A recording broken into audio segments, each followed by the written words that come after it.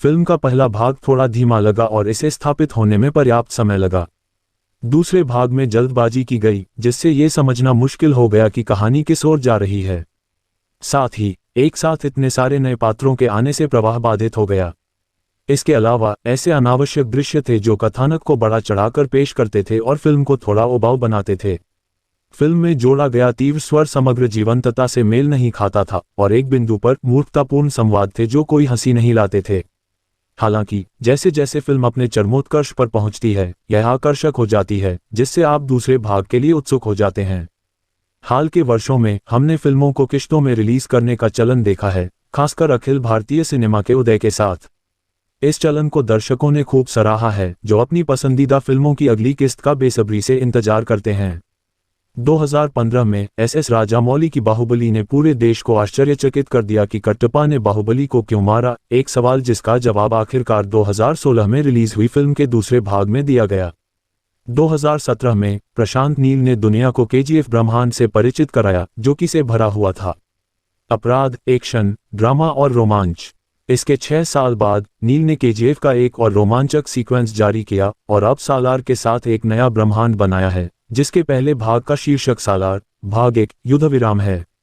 इसमें कोई शक नहीं कि भव्य पैमाने और उच्च एक्शन से भरपूर दक्षिण भारतीय फिल्में अक्सर दर्शकों को सिनेमाघरों तक खींचती हैं। हालांकि कुछ लोग इसे सिनेमाई उत्कृष्ट कृति कहेंगे, लेकिन सच्चाई यह है कि फिल्म घिसी पिटी पूर्वानुमानित है और इसमें केजीएफ की भावना के साथ दोहराव वाली कार्रवाई है। फिल्म में दोस्त से दुश्मन बने एक्शन ड्रामा में प्रभास और पृथ्वीराज सुकुमारन मुख्य भूमिका निभा रहे हैं। सालार क्या है? फिल्म दो दोस्तों देवा, प्रभास और वरदराज मन्नार पृथ्वीराज की कहानी है, जो काल्पनिक शहर खानसार में एक साथ बड़े हुए हैं और अविभाज्य हैं।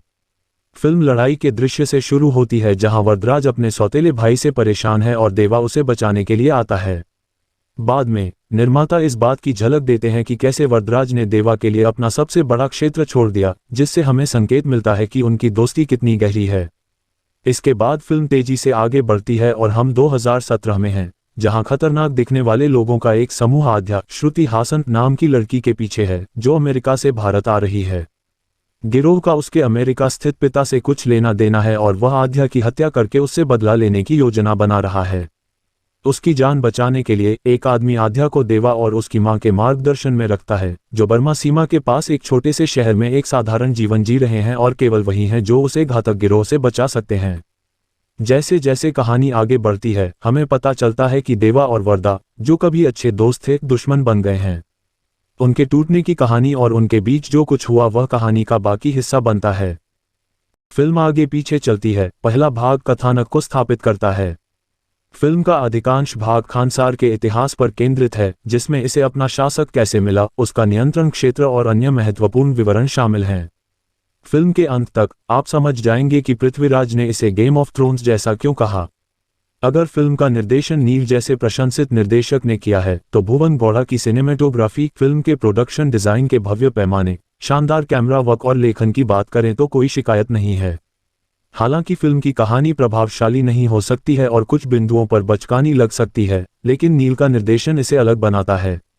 नील के पिछले काम केजीएफ की तुलना में ये फिल्म उतनी डार्क नहीं है, लेकिन फिर भी क्रूर हिंसा, रक्तपात और एक्शन से भरपूर है, जो कुछ बिंदु पर एक खामी भी है।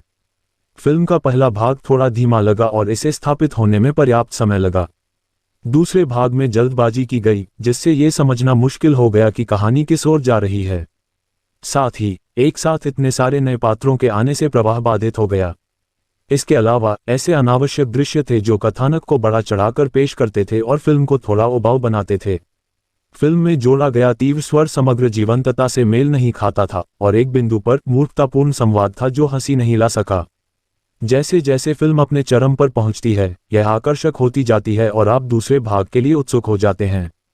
अपनी सभी अन्य फिल्मों की तरह प्रभास केवल एक्शन में अच्छे थे और अन्य भागों में वह निर्विकार भाव दे रहा है। इस बीच वरदराज मन्नार के रूप में पृथ्वीराज का प्रदर्शन प्रभावशाली था। फिल्म के अन्य सितारे श्रुति हासन, जॉन विजय, रामचंद्र राजू, बॉबी सिम्हा और अन्य सभी सहायक कलाकारों ने सीमित स्क्रीन समय के लिए अच्छा प्रदर्शन किया।